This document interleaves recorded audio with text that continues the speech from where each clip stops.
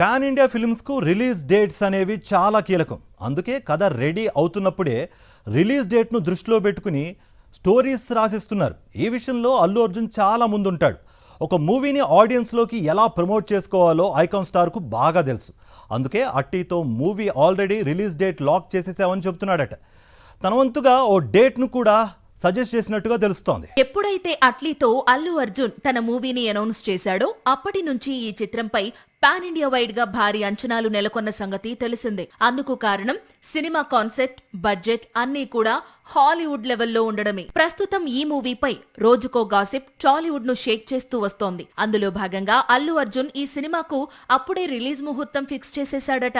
2027 సంక్రాంతికి మూవీని రిలీజ్ చేసే విధంగా షూటింగ్ షెడ్యూల్స్ ప్లానింగ్ ఉండాలి అంటున్నాడట. ఒకవేళ ఇదే నిజమైతే మాత్రం అల్లు అర్జున్ పుష్ప సెంటిమెంట్ ను ఫాలో అవుతున్నట్లే లెక్క.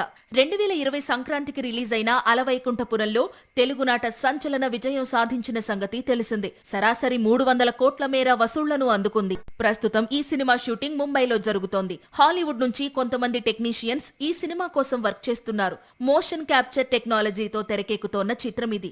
దీపికా పదుకొనే హీరోయిన్ గా నటిస్తోంది.